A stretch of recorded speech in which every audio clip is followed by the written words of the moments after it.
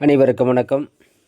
இன்று நாம் பார்க்க இருக்கிற பகுதி இயல் 7 10ஆம் வகுப்பிலிருந்து இயல் 7ல் கவிதை பேழை ஏற்புதிதா என்ற பகுதியை பார்க்க போகிறோம்.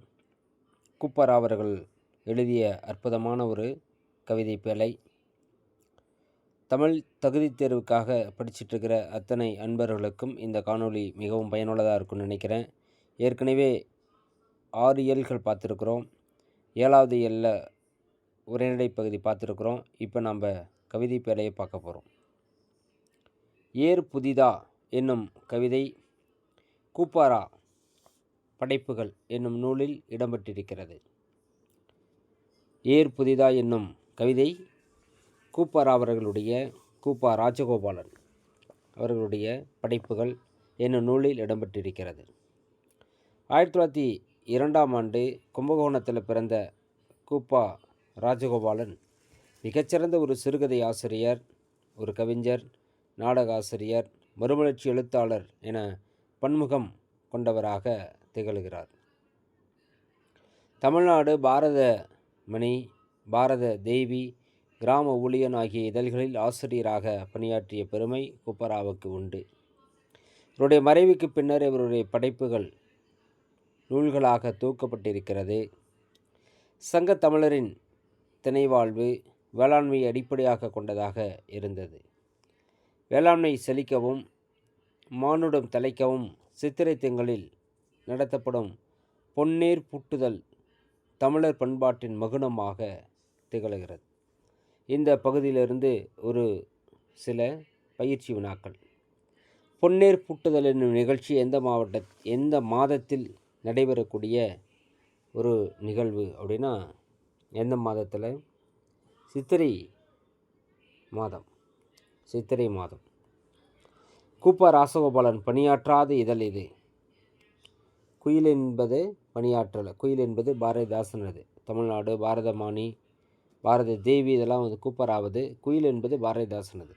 அதில் அவர் பணியாற்றலை. அடுத்து வெள்ளி முளைத்திடுது விரைந்து போ நண்பா.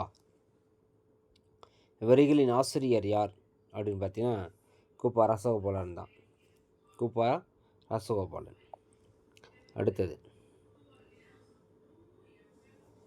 மாட்டை தூண்டி கொழுவை அழுத்து.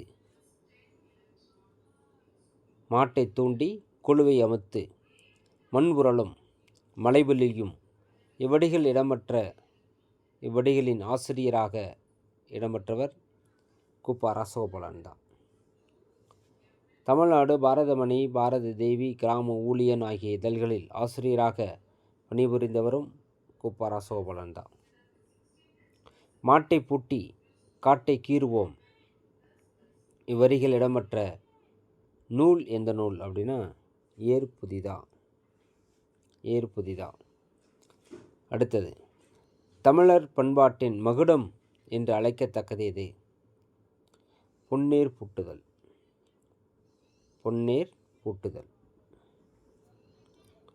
அடுத்தது பொழுதேற பொன் பரப்பும் ஏரடியில் நல்ல வேளையில் நாட்டுவோம் கொழுவை. இந்த அடிகள் இடம்பெற்ற நூல் ஏற்புதிதா அப்படின்ற நூல் தான்.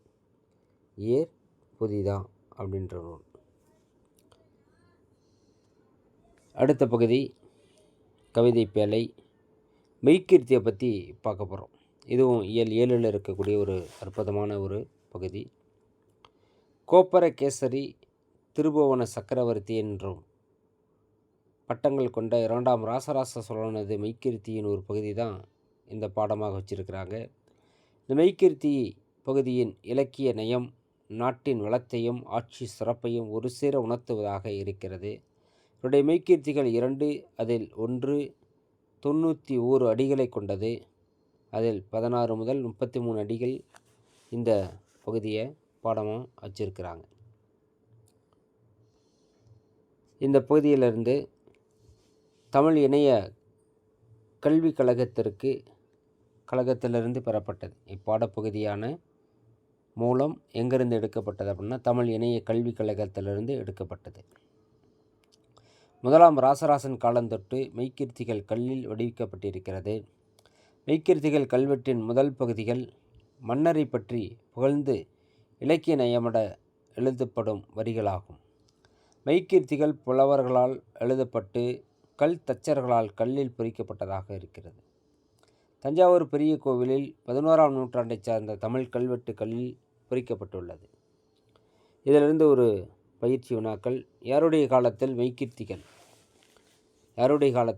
மெய்க்கீர்த்திகள் கல்லில் வடிக்கப்பட்டுள்ளது அப்படின்னு பார்த்தீங்கன்னா, முதலாம் ராசராசனுடைய காலகட்டத்தான்.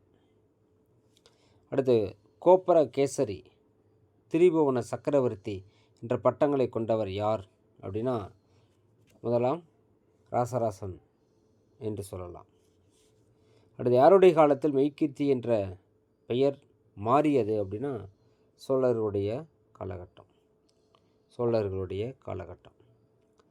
யாருடைய காலத்திலிருந்து மெய்க்கீர்த்திகள் கல்லில் வடிக்கப்பட்டது?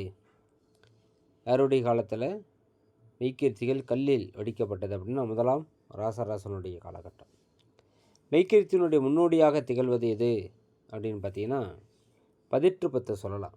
ஏன்னா அதை சேர அரசர்களை பற்றி பாடியிருப்பாங்க. அடுத்து புலவர்களால் எழுதப்பட்டு கல் தச்சரால் கல்லில் பொறிக்கப்பட்டது எது அப்படின்னா, மெய்க்கீர்த்திகளை சொல்லலாம். 2ஆம் ராசராச சோழனின் மெய்க்கீர்த்திகள் எத்தனை அப்படின்னா 2. அடுத்தது 2ஆம் ராசராச சோழன் ஆட்சி காலத்தில் பறிக்கப்பட்டவை எவை அப்படின்னா, மலர்கள். 2ஆம் ராசராஜ சோழன் ஆட்சி காலத்தில் கல் உண்டவர்கள் யாவர்? வண்டுகளாம். 2ஆம் ராஜராஜ சோழன் ஆட்சி காலத்தில் பிணிக்கப்பட்டவை அப்படின்னா, யானைகள் சொல்லலாமா? யானைகள்.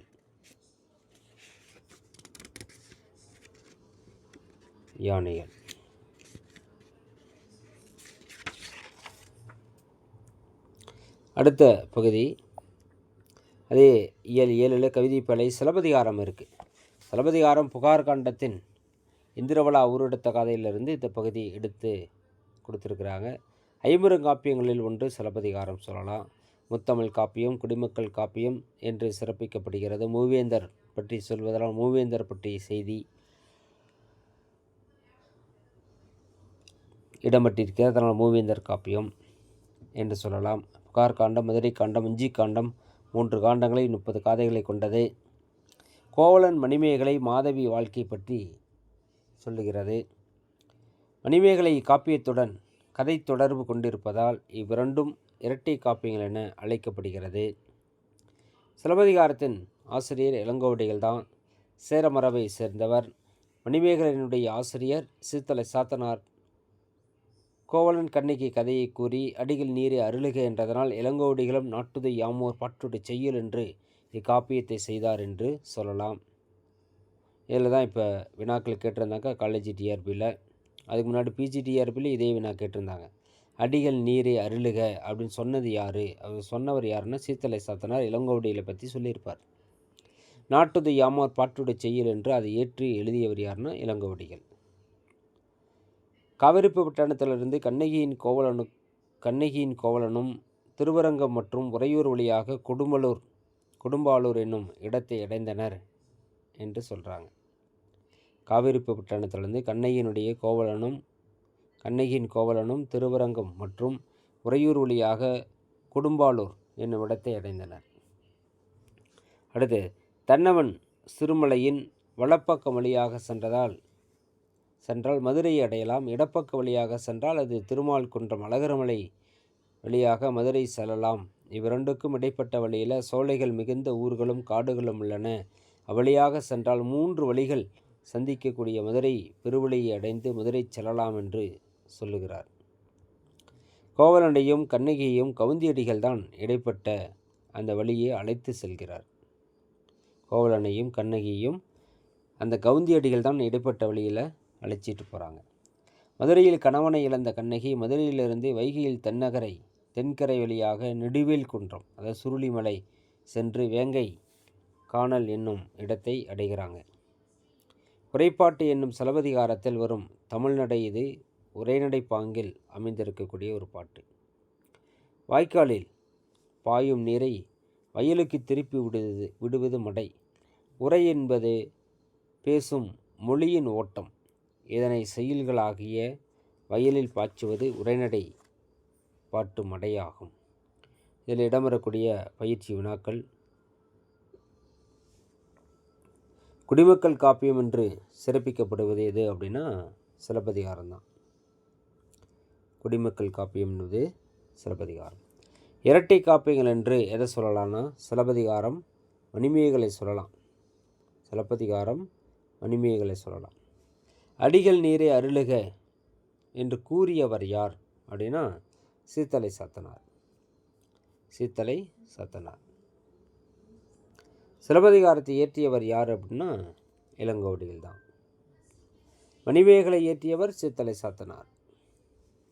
நாட்டுதையாமோர் பாட்டுடை செயல் என்று அதை கூறி அதை ஏற்று எழுதியவர் யார் அப்படின்னா இளங்கோவடிகள். சிலப்பதிகாரத்தில் எத்தனை காண்டங்கள் இருக்குன்னா 3 காண்டங்கள் இருக்குது. காண்டம், முதலை காண்டம், வஞ்சி காண்டம்.